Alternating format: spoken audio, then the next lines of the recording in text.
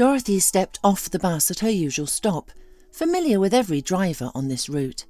She loved this area, which felt like a rural village, despite being on the city's outskirts.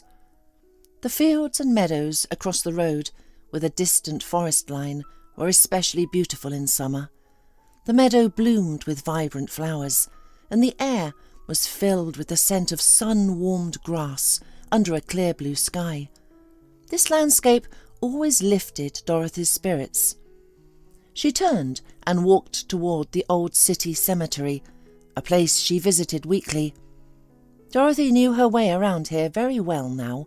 Initially, of course, she came here with her father. After all, when the tragedy happened, she was just a little girl, only 9 years old.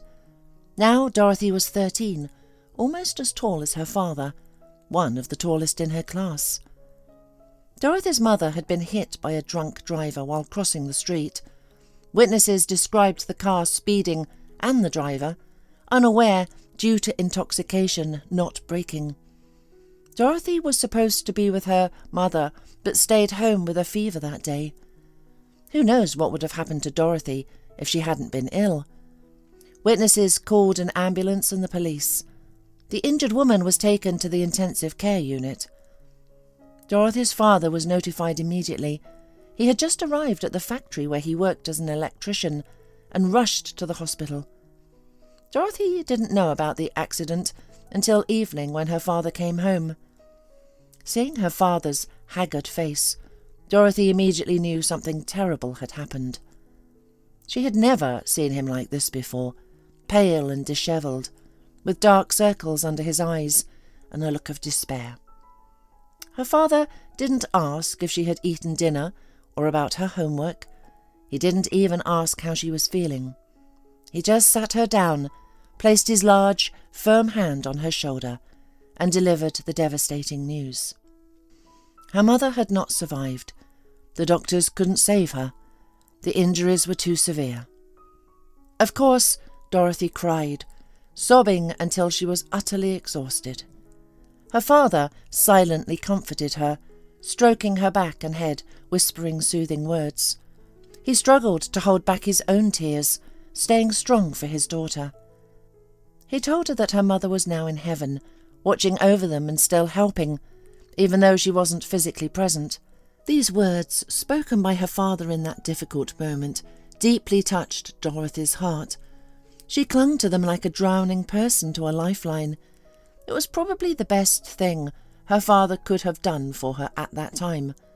For a long time, Dorothy believed it was true.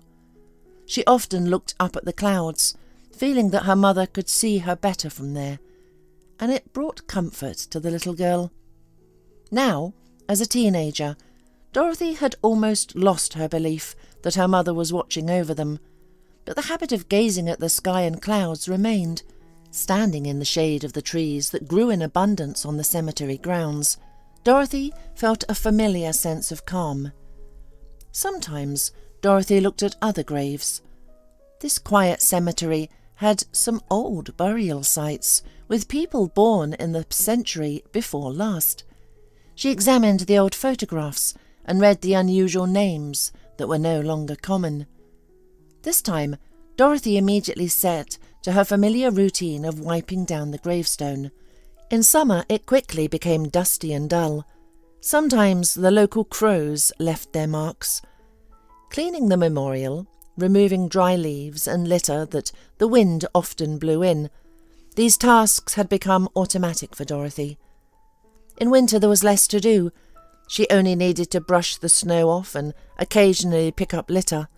Yet Dorothy visited her mother every Sunday, simply to spend time with her. She had grown accustomed to it. Her father, however, still struggled with these visits. Dorothy understood. The sight of the grave filled her father's eyes with such pain that it was unbearable to look at him. So she took it upon herself to visit and tend to her mother's grave. Unlike her father, it wasn't as difficult for her. Instead, she found a profound closeness to her mother here, and sometimes spoke to her in a soft voice. After the tragedy, Dorothy and her father were left alone in the world. they had no other relatives. Her father Brian had grown up in an orphanage, a fact Dorothy had known since she was young. He had no parents or family ties, though somewhere people who had given birth to him and left him as an infant might still live. Perhaps he even had siblings, nieces or nephews, but finding them now seemed impossible. Her father received an education at the orphanage, then graduated from construction school as a certified electrician.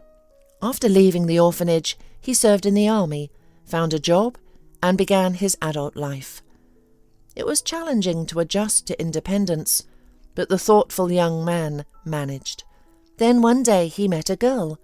Looking into her eyes, he knew he was lost. He had never felt such emotions before. This girl was, of course, Dorothy's mother. Dorothy had heard the story of her parents meeting many times, often from her mother. It happened on a football field. Dorothy's father was an avid football player. After work he played with fellow enthusiasts of all ages. Their team included teenagers and older family men, all united by their love for the game. Though not professional, their matches were lively and emotional, drawing a crowd. Benches and mini stands around the field were always filled with spectators, curious boys, girls admiring the young players, and others simply enjoying the game. One day, on one of those benches sat a young woman who caught the young orphan's eye from the start. Her eyes and soft, gentle smile captivated young Brian. He couldn't focus on the match that evening, his gaze constantly drawn to her. Sometimes their eyes met. After the match, he came up to her and struck up a conversation. Soon they started dating and eventually married. However, they had to move to another city due to some issues. Dorothy never knew the details, whether it was a problem with her father's job or something else. Her father was from an orphanage, but why didn't her mother keep in touch with her own family? She had parents, after all. Naturally, Dorothy asked her parents these questions. At a certain age, she noticed that her friends had grandparents who gave them gifts, cooked delicious pancakes, took them to the cinema and amusement parks, and simply loved and adored them. Dorothy wanted that too. Dorothy's parents didn't like discussing such topics, and even though she was just a child, she understood this. My parents, you see, we've become strangers to each other. It sometimes happens, her mother explained, somewhat confused. We don't talk any more. They don't even know they have such a wonderful granddaughter. Maybe you should tell them. Perhaps you'll reconcile them, Dorothy suggested. No, sweetheart, her mother sadly shook her head. Sometimes situations can't be fixed or undone. Does that mean we could become strangers too? Dorothy asked, startled by her own conclusion. No, of course not, her mother smiled, hugging her tightly. We are the closest people in the world, but in my family, even in childhood, I felt like an outsider. There was never any warmth or acceptance between us. But you, me and Dad are the closest and dearest to each other. We will always be together. Dorothy tried not to pester her mother with questions because she saw that it was painful for her to remember her relatives. And she was content that, in their small family, everyone loved and supported each other. Her father was cheerful and strong, always coming up with interesting ideas to surprise and delight his daughter and wife. Her mother was understanding and caring. What more could she ask for? Dorothy knew the answer. She dreamed of having a little brother or sister, but her parents explained that they needed to get on their feet and become more independent before thinking about a second child. Dorothy desperately wanted that moment to come soon, but a drunk driver shattered all the plans and hopes of their happy little family. He was quickly found and brought to trial. The culprit turned out to be a young man, the son of a local official. He wasn't even sentenced to jail. Miraculously, it was determined that the brakes of his fancy new car had failed, making the accident seem like an unavoidable event.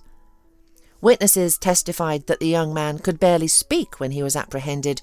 He was so intoxicated. But these testimonies somehow disappeared. The examination miraculously showed no alcohol in the driver's blood, unsurprising given his father's influence and connections. The parents of the culprit paid a small fine and the case was closed. Dorothy's father tried to seek justice, appealing to courts and the prosecutor's office, demanding a more thorough investigation. It was important to him that the culprit faced some punishment. But he encountered obstacles everywhere. Dorothy didn't care if the driver was punished or not. She just wanted the father to be by her side more often during that difficult time, to hug her, tell her how her mother was watching over them from heaven, and stroke her hair.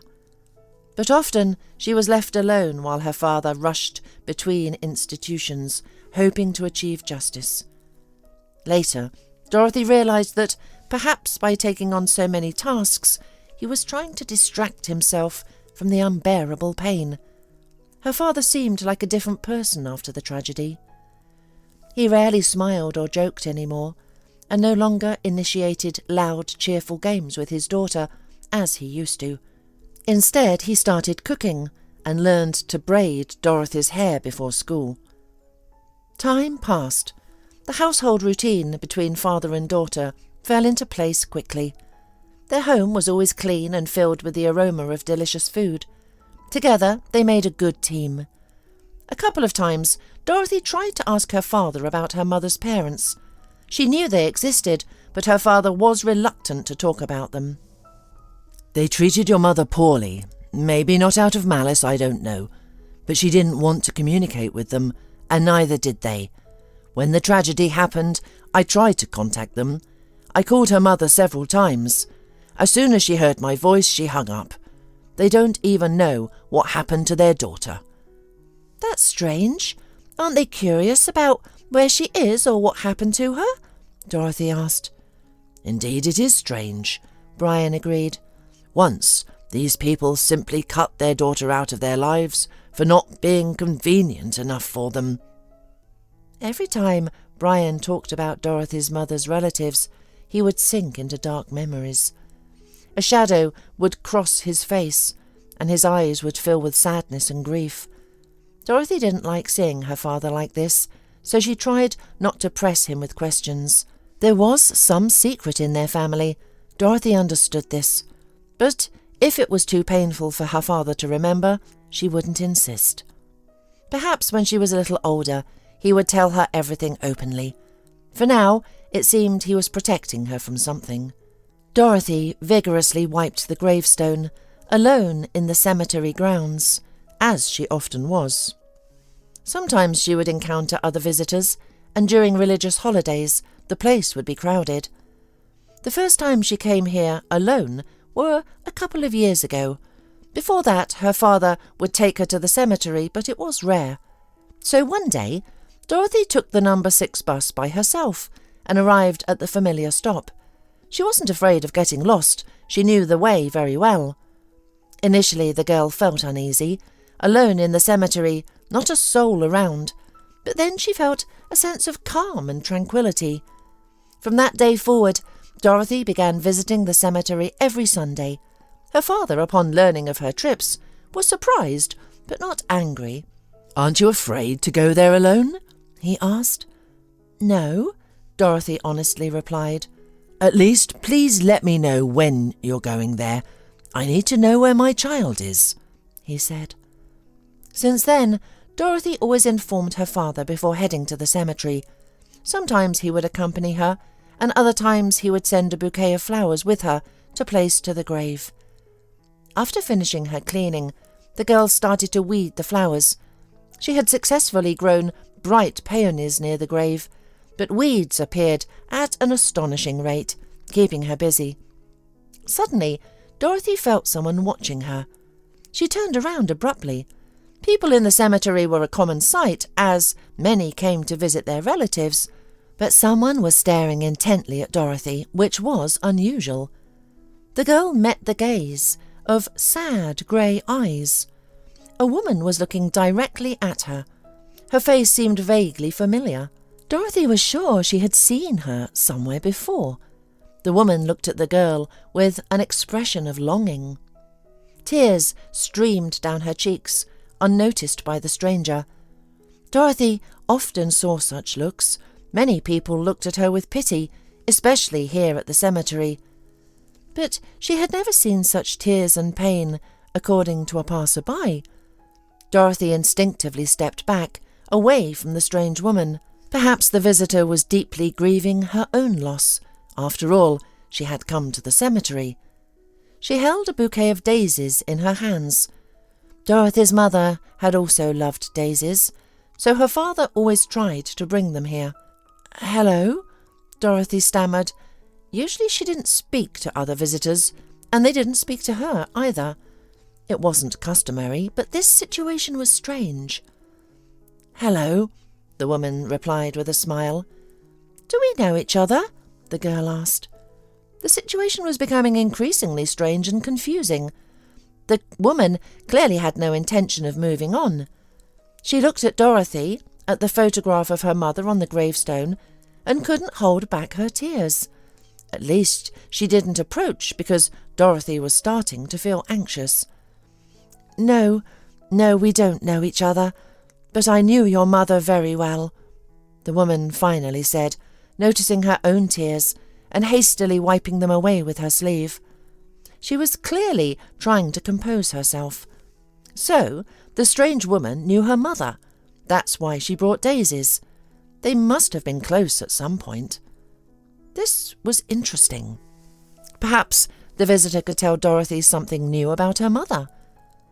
The girl was always curious to learn more, as she was very young when everything happened.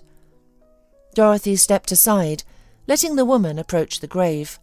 "Cora," the woman said with a smile through her tears. She came closer and placed the flowers by the gravestone.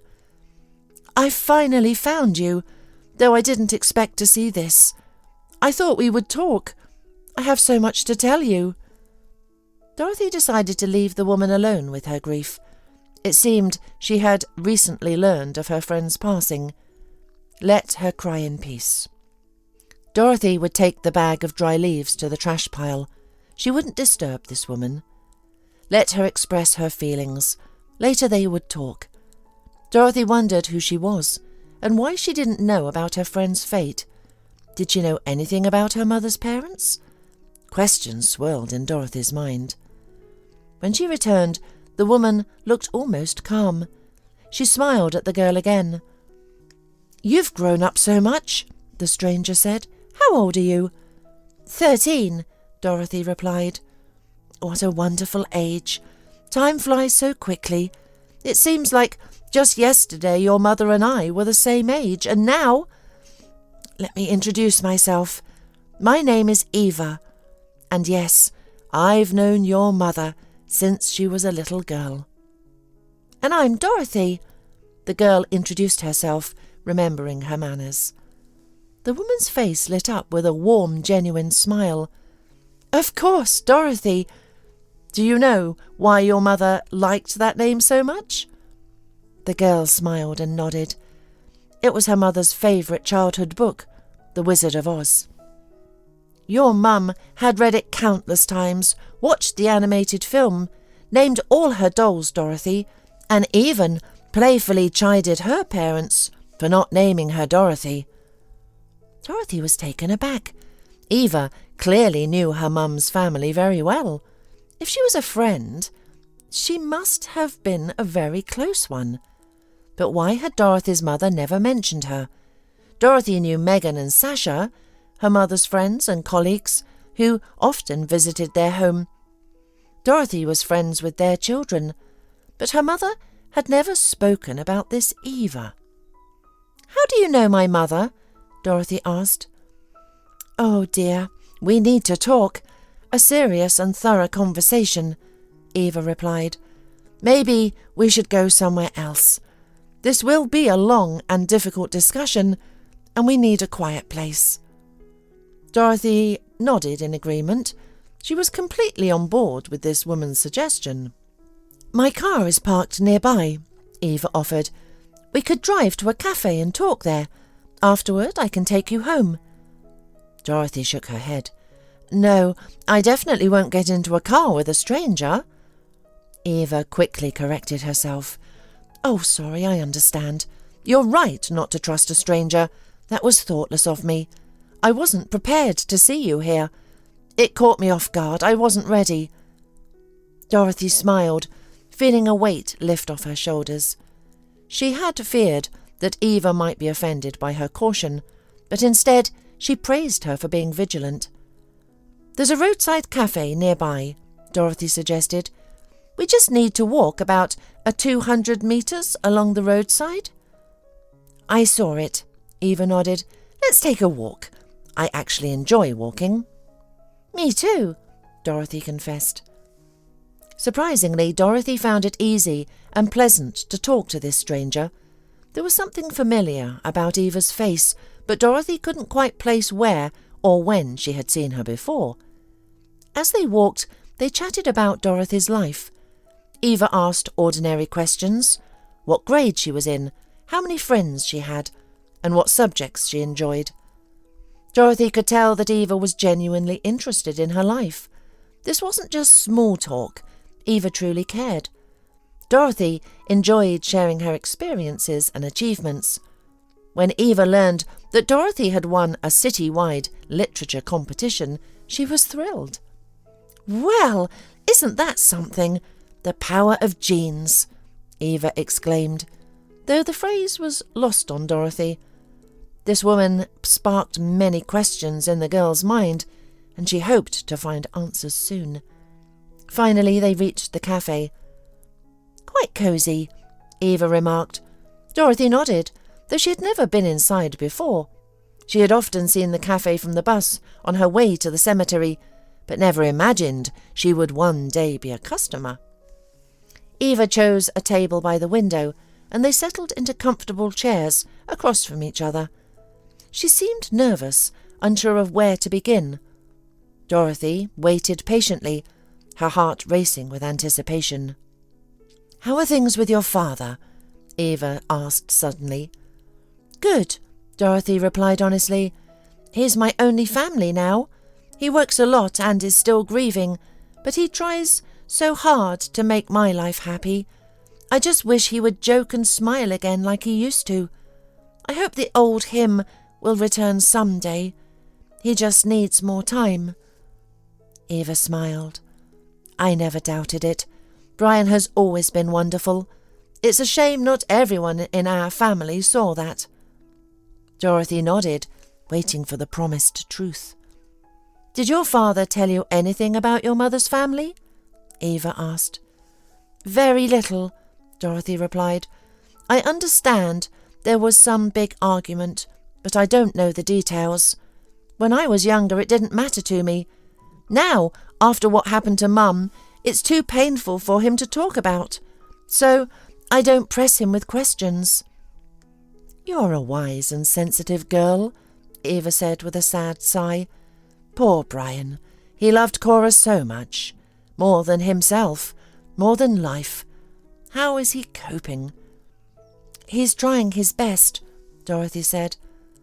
I think it's because of you, Eva smiled. Then she began her long-awaited story. Dorothy listened intently, sometimes forgetting to breathe, captivated by the story. Once upon a time, in a small, wonderful town, lived two sisters. They were born into a wealthy family. Their father was a successful and well-known businessman, almost a monopolist in the town. Their mother worked as the chief accountant at a large factory, but left her position after giving birth to her daughters. It was a mutual decision by the couple. Someone had to take care of the children. The sisters wanted for nothing in their childhood. They lived with their parents in a beautiful country house. A large garden, their own playground with swings and a carousel, a swimming pool, even a small tree house. The girls' wishes were fulfilled almost instantly. An expensive toy from the toy store, a dress for the school play from a branded boutique, worth an average salary by the standards of their hometown. The girls were taken to resorts. They travelled extensively with their parents across the country and the world. They had birthday parties that resembled fairy tale balls. Both lived in an atmosphere of universal love and acceptance, like two little princesses. The elder sister was named Eva, the younger, Cora. The age difference between the girls was only 1 year. It was no surprise that they found each other so interesting. They were best friends. Their parents dreamed of having a son, but the closely spaced births had adversely affected the mother's health. She could no longer have children, despite being treated by the best doctors in the country. Eva and Cora knew about this problem because their father often blamed their mother for not being able to give him an heir. Later, Eva learned that when Cora was born instead of a son, he blamed their mother. He shouted at her right on the day of the birth. Their mother was the closest person to Eva and Cora, soft, loving, silent, ready to fulfill all the whims and desires of her little girls. She could be told anything. She never argued about anything. Their nanny maintained order and discipline, and many tricks didn't work with her. They couldn't eat a pastry before soup or go to bed late at night, but their mother allowed the girls everything. "How can I refuse you?" she would smile in response to any request from her daughters. Years later, the woman confessed that she just wanted to prolong the happy period of her little ones' lives. She knew that when her daughters grew up, they would have to face their father's despotism. He would command his daughters just as he did his wife, and there was nothing that could be done about it. Who was their father to the little girls in their early childhood? Someone distant, but loving and omnipotent. The girls knew that everything, absolutely everything, was within his power. It was he who created the world for his family with his own hands. The girls both feared and loved him. Their father was kind to his little daughters, but they always felt his cruelty and strength, so they tried to please him, to make him smile, to make his eyes light up with happiness. With their mother, the girls could be themselves, but their father's favour had to be earned. Time passed, the girls grew up, and soon it was time to go to school. The age difference allowed the sisters to be placed in the same class. Their father thought it was a great idea to put his daughters in the same class. Their mother tried to object. This was one of those rare times when she did not unquestioningly agree with her husband's opinion. Cora was still a child. How could she study? She should be dancing, drawing and playing with dolls all day. But as always, the objections were not accepted. "No need to waste another year on nonsense," their father confidently replied. "Let her start learning too. Eva will be there.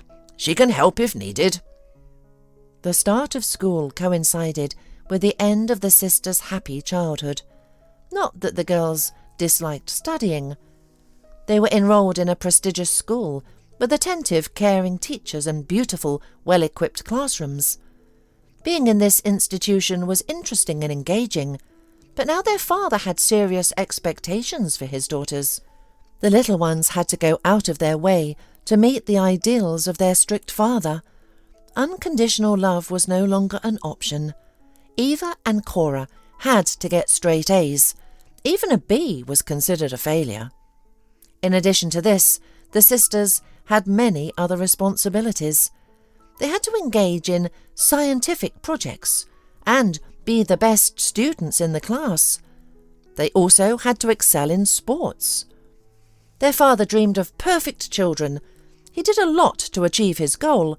From the very first grade, the girls were tutored in reading and mathematics. They also attended numerous extracurricular activities, such as swimming, choreography, and language centres. And of course, they still had to excel in school with their lessons and projects. The girls had to be the best here too. Their mother and nanny drove Eva and Cora to these additional activities. Their father inquired about the results and only occasionally attended competitions. Eva still remembered how she cried at her first swimming tournament. She and Cora had finished in the top 5, but did not win any prizes. The girls were happy and proud of themselves. During training, they showed much worse results, but at the competition they gave it their all. But their father, who had come to the tournament, looked disappointed. He wanted medals. He looked at his little daughters with reproach. "Couldn't you have tried harder?" the man sneered. "Both of you take after your mother, it seems. If you had a brother, he would have shown you the success." Their mother, sitting nearby, said nothing as usual. She didn't think to stand up for her daughters. Only when she grew older did Eva understand that her mother didn't intervene so as not to anger her husband further. If she had said a word, he would have said even more hurtful things to his wife and already upset daughters. Eva cried from the hurt, not in front of her parents, though. Their father did not tolerate any signs of weakness. The girl sobbed in her room. Cora sat next to her and stroked her older sister's back. She had always been stronger and more internally free. From an early age, the younger sister's character was evident. It was difficult to upset her or provoke her. Such was her indomitable spirit. The girls found it challenging to meet their father's high expectations. Over time, they learned, like their mother, to present the truth in a way that satisfied him. They had to be cunning and deceptive, but what did it matter? The important thing was that their father was pleased. This way, everyone was at peace. The father became increasingly stern and demanding. It was important to him that his children surpassed the children of his friends and partners in everything. "Even though I don't have a son, my daughters will outshine everyone," the man would proudly declare when Eva or Cora reported their latest victory. It was an endless race. "It's good that we don't have a brother," Cora often said. "He would have had it tough." Eva would nod in agreement. Their father had so many plans and hopes for the son who never came that it would have been impossible for anyone to carry such a burden. The girls still had everything they wanted: beautiful clothes, travels, pocket money. The only thing they lacked was freedom. Their father controlled every aspect of their lives: school, extracurricular activities, leisure time. Though he spent much time at work, he still managed to restrict his daughter's freedom. He had many ways to do this: nannies, tutors, and his wife. The father decided what his daughters would do. For a long time, he tried to turn Eva and Cora into skilled programmers. Renowned teachers were hired, and the girls attended countless courses, but they never grasped the subject. They spent so much time trying to understand this elusive science, but it remained incomprehensible. Despite their enormous efforts, it was all for naught. Their father was furious, calling his daughters stupid and lazy. He demanded results and paid no heed to their pleas that they were trying their best but failing. Even the opinions of the programming teachers held no sway with him. He believed they were only after more money, claiming the girls were hopeless. For 2 years, Cora and Eva had to engage daily in a heated and utterly confusing pursuit. It was hard and frustrating. Cora dreamed of attending dance classes instead. She was graceful and light on her feet, admired by all who saw her perform. The choreographer said she had a bright future. But their father dismissed dance as frivolous. He didn't care that his daughter dreamed of the stage. "Dance is fine for general development," he would say, "but it's not something to take seriously. You need a serious profession that will make you wealthy. These dances are nonsense." He felt the same way about Eva's passion for drawing. From a young age, she showed remarkable talent, But there was no time for art school. She had to teach herself using online courses and tutorials. Her drawings gained admiration, and she joined art communities where she received praise and compliments. Their mother quietly admired Eva's work, knowing her husband's disapproval. "Any fool can draw pictures," their father would say. "It doesn't take much intelligence, and it won't feed anyone. If something happens to me or I lose my business, a poor artist will starve. Better to become a programmer and have a stable career. Or maybe lawyer." In the end, the girls didn't become programmers. Their father had to admit that the time and money were wasted. The day that they were told they no longer had to study programming, the sisters felt an indescribable relief. But their father had a new challenge in store for them. Now, both girls were to become successful lawyers. New activities began. Well, it wasn't that Eva and Cora had dreamed of, but it was much simpler and clearer. Their father was indeed always fearful. He feared losing his business, his large home, and his social standing. He understood that such a fate could befall him at any moment. He had seen it happen to acquaintances. He did not want to return to poverty, to life as he had in his youth. Perhaps in his struggle for financial security, he had to become hardened, unyielding and categorical. Disagreements, discontent and differing opinions were seen as betrayal, a threat to the family's security, and were harshly suppressed. Eva was like her mother. She also considered her father almost a deity, upon whom their family's life depended. Who were they compared to this outstanding man? They had to obey him, and his orders had to be followed unquestionably. But Cora, she was always different. She was not satisfied with such a life. From a young age, Cora was the only one in the family who dared to defy her father openly.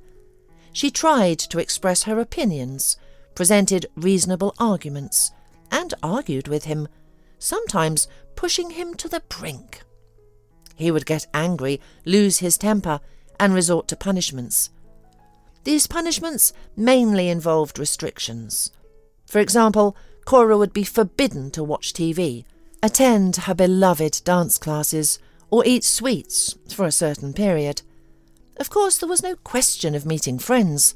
The girls rarely socialised with their peers. There simply wasn't time. But occasionally they would go to the movies or walk in the park with classmates. Both sisters cherished these outings, but their father could easily deprive disobedient Cora of such pleasures. This was particularly hard for her to bear. Sometimes it was worse. If their father was furious, he would forbid Cora from leaving her room. Consequently, Eva was not allowed to visit her sister, to talk or comfort her. Their mother was also forbidden from doing so. Sometimes Cora would spend 2 or 3 days in such confinement, with meals brought to her room. Her father was frightened by Cora's independence and defiance. He often said that these traits would cause serious problems for Cora and the entire family. "Your stubborn, foolish character will be your downfall," he would often exclaim while arguing with his rebellious daughter, and Eva was afraid. She feared for her sister and her future. She felt sorry for Cora, who was so often a prisoner in her own home. "I'm a prisoner?" Cora would ask in response to her older sister's words. "Yes, he makes me stay in this room, but at least sometimes I say what I think and I do what I want. You and Mum are the real prisoners of this house and father." At first, Eva did not understand what her sister meant. How was she a prisoner? Cora was the one he did not allow leaving her room, while Eva could go out any time she wanted, even to the store. But only quickly, because she had classes at the law school in an hour. The driver would pick her up soon. Only later did Eva realise that her sister was right. And indeed, Cora did eventually free herself, though at what cost? But for her, freedom was more precious than comfort, good relations with her parents, and even communication with her older sister, which was the most painful loss. Cora allowed herself many liberties. She could easily skip additional classes to go to the movies with friends from school. Yes, her father might find out and punish her, but that would be later. For Cora, immediate freedom was more important. Was it worth it to be locked up for 2 days? Eva would ask her sister, standing outside Cora's door. It was worth it, Cora would confidently reply.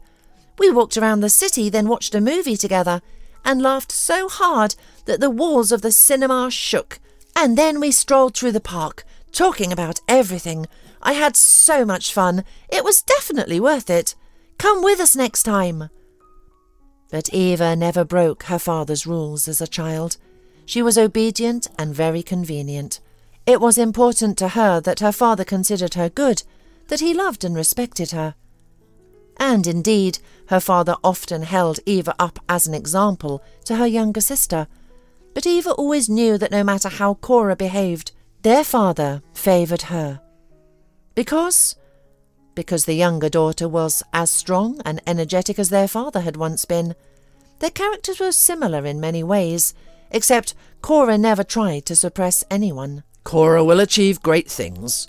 Their father often shared this opinion with his wife. She knows what she wants and always stubbornly pursues her goals.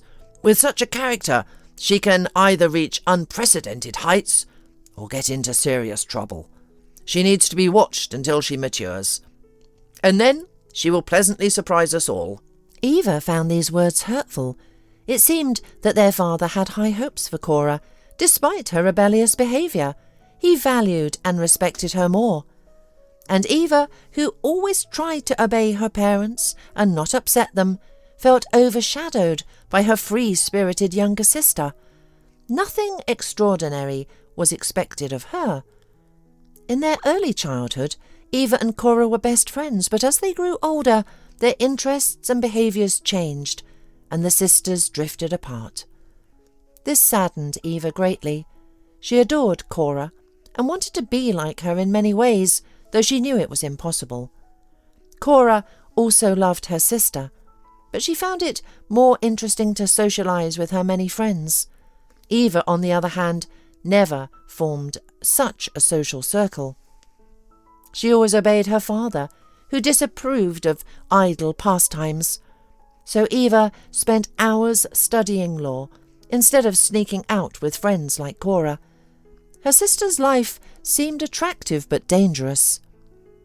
Eva feared many things: her parents' disapproval, harsh teenage jokes, and the potential dangers that could befall children on the streets. Cora, however, feared nothing. She eagerly awaited her adulthood to finally live life on her own terms. She dreamed of dropping out of law lessons and getting a job. "Father will ruin you," Eva warned. "I'll officially be an adult," Cora grinned. "What can he do to me?" When the girls finished school, their father enrolled them in a prestigious economics university, as planned. Eva enjoyed her studies. With time at university, Eva became the top student in her class, earning her father's approval. Cora, however, barely passed her courses. She didn't bother much with her studies. Free from her strict father's control, she enjoyed student life and seemed happy and content. Surprisingly, her mediocre grades didn't bother her. Cora was mistaken in thinking that adulthood would free her from her father's control. He had no intention of letting her go until she completed her education. Eva suspected that he would continue to control their lives even afterward. Their father had a clear plan for his daughters. They would graduate, work for him, become co-owners of his company, and marry men he approved of, likely the sons of his business partners, as he had dreamed of strengthening his empire. Eva had no objections to this plan. Cora, wiser with experience, knew not to openly defy her father. She once dreamed of leaving her studies, but tried and failed. Her father's fury was so intense that the windows shook. Eva locked herself in her room, covering her ears, but she could still hear every word. Their father threatened to commit Cora to a specialised hospital if she continued to defy him, and he had the power to do so. Cora understood that he could follow through on his threat. He cared little for his adult daughter's wishes and plans. As the head of the family, he believed he knew best what would make his family happy. "I'll have you declared incompetent," he threatened, "and you'll spend years locked away until you learn how to behave." Cora abandoned her plans, not wanting to end up in an institution. Their father, with his connections and money, could make good on his threat if he ran out of other ways to control her. Cora often told her sister that their father was crazy and that normal people didn't behave like that, but she knew better than to provoke him further. Thus, the girl began to play the role of an obedient daughter, but at night she often snuck out of the house to go to a club with friends and let loose. She couldn't fully submit to her strict father. Eva tried to reason with her younger sister. If their father found out about her deception, he would indeed send her to a clinic. "I already live like I'm in a prison," Cora would say with a melancholic smile. "If I don't have these rare moments of freedom, I don't know what will happen to me. I can't live like this." Eva understood that a real catastrophe was inevitable. The despotic father and the freedom-loving daughter were both strong-willed. A storm was brewing, and so it happened, eventually. But that came later, after Cora met Brian.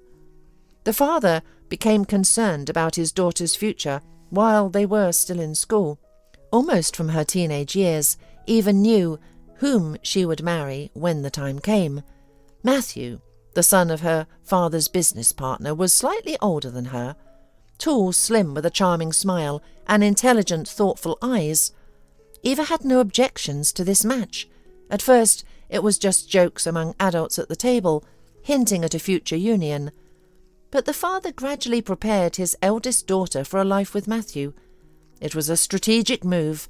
Children from wealthy families would gain worthy partners, and their families would combine their assets.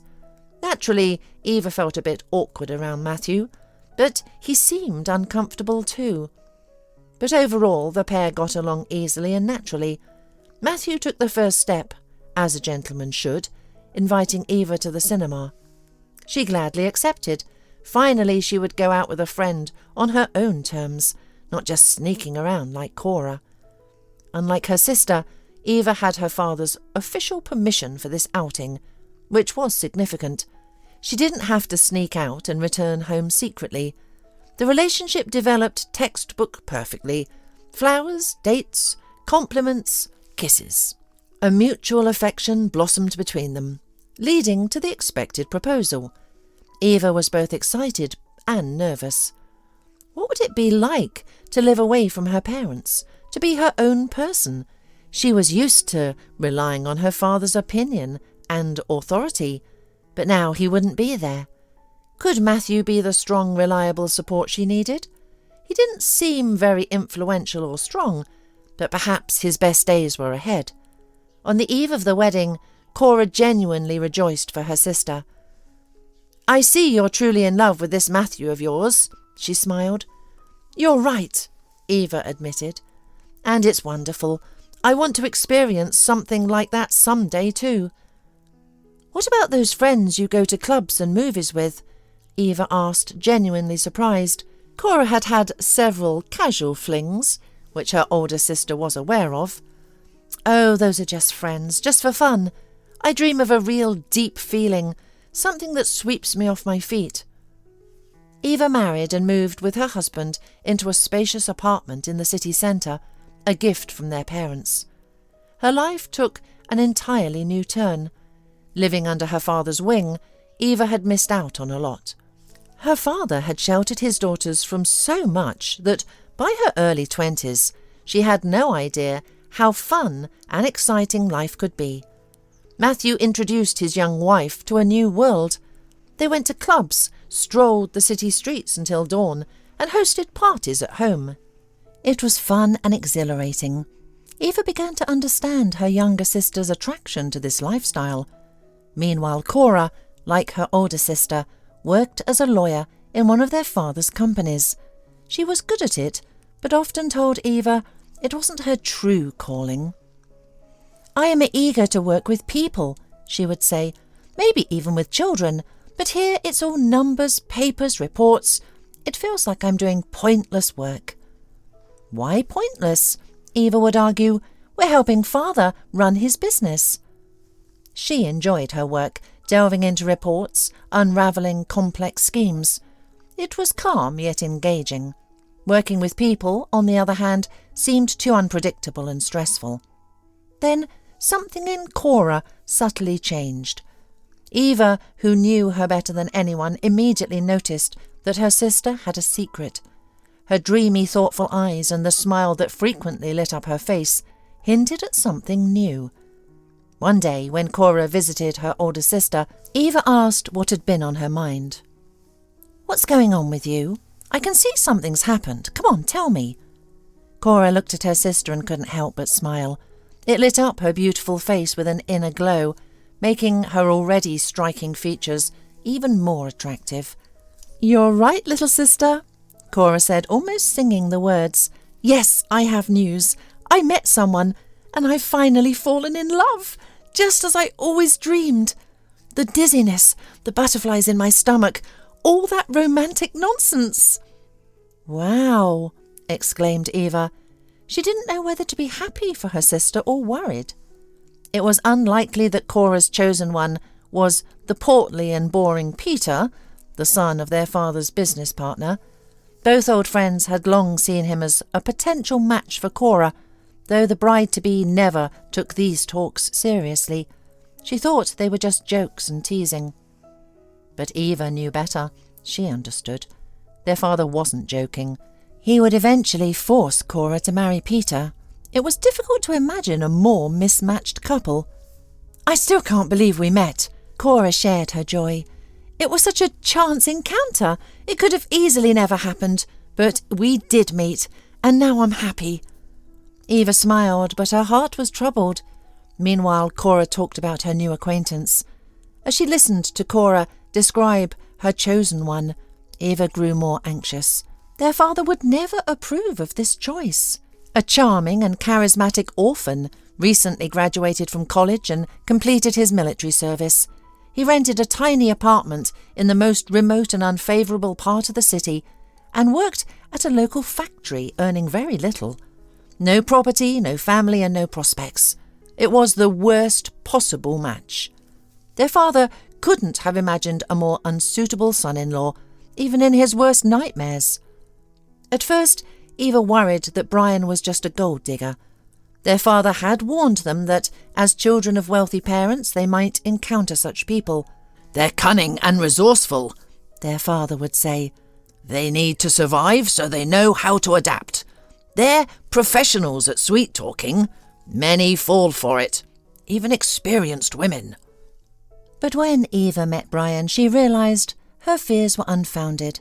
The young man was genuinely in love with her sister. It was evident in his eyes and every gesture. The tenderness with which he held Cora's hand or put his arm around her shoulder couldn't be faked. He seemed to be trying to hide his feelings from others, revealing a modest and simple nature, honest and straightforward, willing to do anything for his beloved. Brian made a good impression on Eva. Yes, with a man like him, her sister would truly be happy. But this union could never be. They might date for a while, but once their father found out, he would quickly put an end to it. He had entirely different plans for his younger daughter's future, and he was becoming more vocal about them. "I'll marry you off to Peter and finally have some peace," their father would joke, glancing at Cora. "And then let him deal with you." It didn't sound grave, but he genuinely intended to marry his daughter to his partner's son. Everyone knew it, including Cora. "Never," Cora would respond in the same playful tone. "Anyone but Peter. I'd rather stay single forever than marry such a boring oaf." Their father immediately began extolling the virtues of his future son-in-law and the marriage in general. "Peter is ambitious, strong and promising," he admired. "He has already achieved so much in business, and many more victories lie ahead. What a character! So young, yet already so firm. He'll go far. So don't turn up your nose, especially since he clearly has feelings for you. Don't scare him away." In this their father was not mistaken. Peter was indeed ambitious and strong. Life with him would be much like living with her father. Cora would have to become a silent, submissive woman, anticipating her husband's every desire and fearing his displeasure. But Cora was not like that. She would not live that way, especially not now that she had Brian. They were so happy together. The young couple truly complemented each other like two halves of a whole. Eva worried about the situation. Their father spoke of the upcoming wedding as if it were a done deal. Cora argued with him, trying to explain that this was not the Middle Ages, when parents did not seek their children's consent for marriage. Their father grew heated, trying to convince his young daughter that he knew best how to act in such situations. "I have experience, connections, thousands of examples before my eyes. Eva married the man I chose for her, and she is happy. The same will happen to you." "No," Cora shouted at him. "I'm tired of my opinion not being considered, even in such matters. I am an adult, an independent person." "You are nothing without me," their father retorted. "Everything you have, your education, your job, your home, your trinkets, is thanks to me. Where would you be without your rich daddy? Mopping floors, shuffling papers in a third-rate office for pennies, living paycheck to paycheck? Everything you have is my doing." Such arguments became more frequent in the house. Cora hoped to make her father see reason, to understand her perspective, but her father decided to hasten the wedding and even began preparations. "They'll grow to love each other," he assured his wife and elder daughter when they expressed doubts. "Maybe we should wait a bit," Eva suggested. "Let Cora cool down, calm herself. She will understand that you are right, but for now it's best not to pressure her." "That's precisely why I think it's time for her to get married. Peter will handle her. He knows he's getting a rebellious one and is ready for the challenges. A real man." And then Cora herself revealed her relationship with Brian to her father in the heat of another argument. "You've never considered anyone's opinion," Cora accused. "You never cared about the feelings of other family members. Not Mum, not Eva, not me. We have no right to say or do what we truly want." "That's because I am responsible for you," their father countered with the same arguments. "Do you think it's easy? Especially with a daughter as stubborn and disobedient as you." "You're just used to everyone obeying you," Cora continued to argue. "I don't want to hear that nonsense anymore. The wedding is in exactly 1 month," their father finally declared in a tone that left no room for doubt. "You clearly need a firm hand. Peter is the man who can handle you. I am sure of it." "I won't go near that man." "You have no choice." "Then I'll run away. I have someone I love and he loves me. We will be together, whether you like it or not." Cora caught herself, realizing she had said too much. It was too early to tell the family about Brian, far too early, but their father had heard all he needed, and a flicker of concern crossed his eyes. "And who is he?" he asked, now more calmly. "You will never know," Cora shook her head. "I just said it in the heat of the moment. He's just a friend, it doesn't matter." Cora desperately tried to fix the situation, but it was difficult to hide the truth from her father. He was good at reading people, and now he noticed that his younger daughter was indeed seeing someone, and the relationship was grave. Of course, the father found out about Brian. He must have had someone follow Cora, perhaps even hired a detective. In any case, he soon had comprehensive information about Brian. Naturally, the father was furious. He concluded that Cora was deliberately trying to spite him by choosing the most unsuitable person imaginable. "You might as well have dated a homeless man," he sneered after a family dinner one evening. "Who would have doubted that you'd stick your nose into my life again?" Cora sighed. "Well, now that you know everything, I guess I can leave. I've wanted to for a long time, but—" "Go ahead," the father agreed unexpectedly calmly.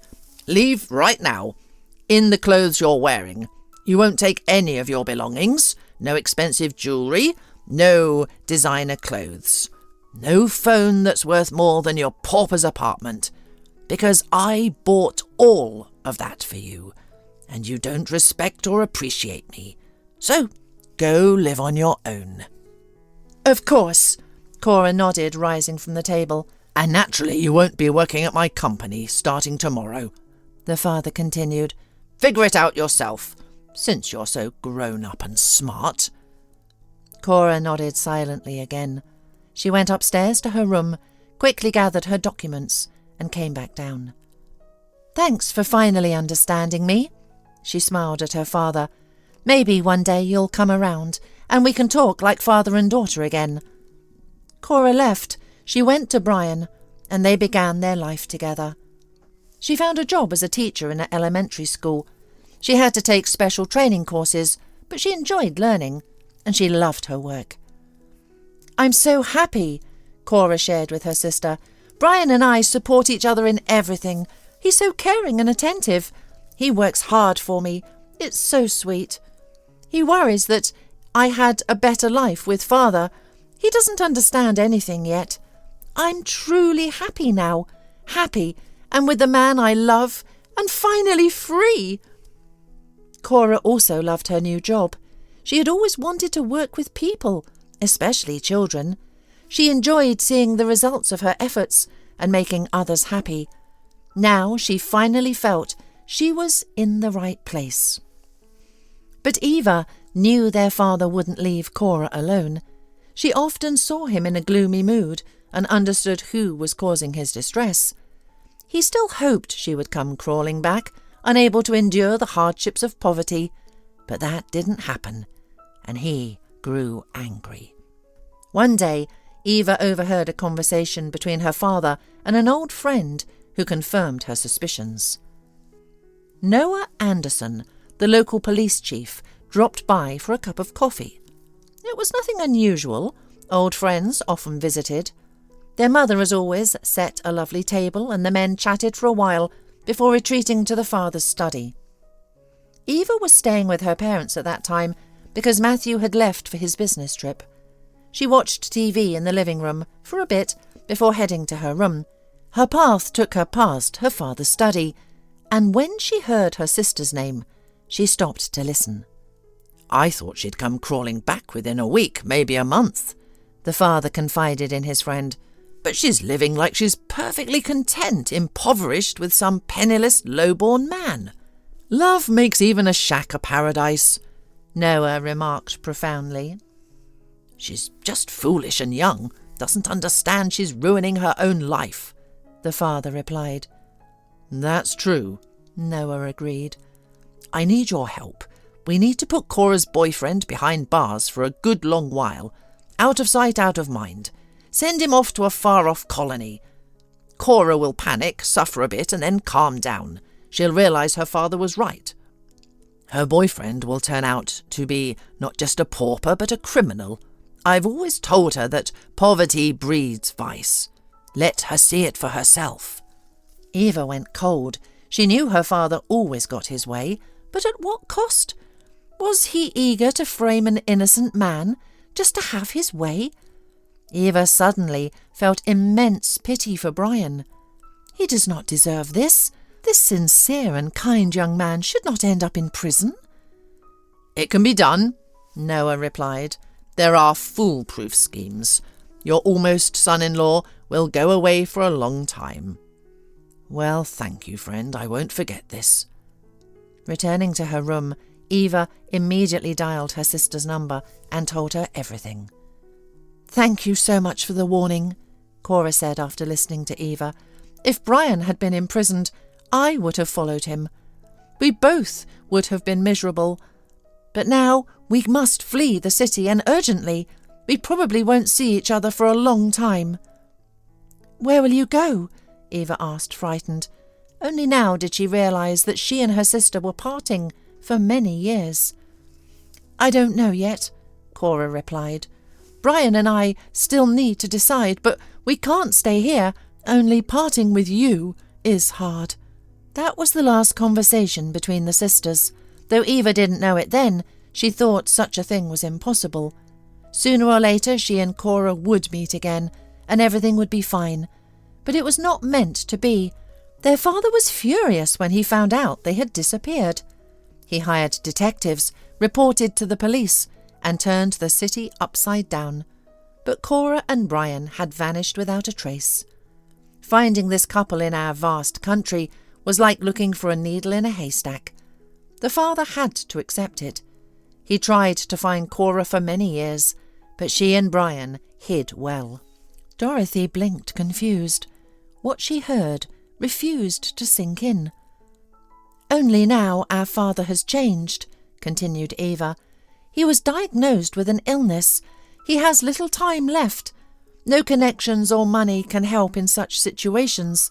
He has reevaluated much on the brink of eternity, and he realised how wrong he was.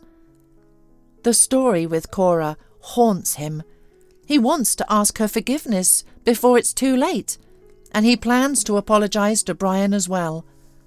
Now he is just a sick old man who wants to see his daughter before he dies and admit his mistakes. And he asked me to find my sister. I couldn't refuse him this request." How did you manage it?" asked Dorothy. "You said even detectives couldn't find them, but you did?" "I hired new detectives who also failed. Then chance played its role again. I stumbled upon a photo online. It showed a teacher with her class posing against some hills." "That's probably Mum with the 4th grade in front of the mine," Dorothy smiled. "They often went hiking there and sometimes took me along." "Yes, that was your mum. She had changed over the years, but I recognised her. One of the kids must have posted the photo on social media. I followed the link and found out the city and Cora's new workplace." "It's his fault. He's to blame for what happened to Mum." Dorothy clenched her fists under the table. Eva sighed, but didn't argue. "Everyone makes mistakes," she said, shaking her head. "But as long as a person is alive, they can make amends. There's always a chance." "He's alive, but Mum isn't," Dorothy reminded her. "How will he ask her forgiveness now?" "I'm afraid this news will devastate him. I could barely handle learning what happened to Cora. My parents, I haven't told them yet. They're hoping, waiting. Thank goodness for you. You're like a ray of light, a living hope. Father, I think it will ease his pain if he asks forgiveness from you and from Brian, if he's willing to talk to him." Dorothy studied Eva's face intently. She finally understood why this woman seemed so familiar. She saw almost the same features every day in the mirror.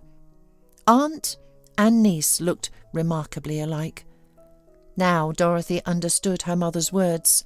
She remembered how her mother would often gaze at her with a smile, saying her daughter looked incredibly like someone very dear. She meant her older sister. Suddenly, Dorothy reached out to Eva impulsively. Eva understood and embraced her tightly. They sat like that, with Eva stroking Dorothy's hair. The girl pressed closer to her newly found relative, and the gesture felt so natural, so familiar, as if they had known each other all their lives.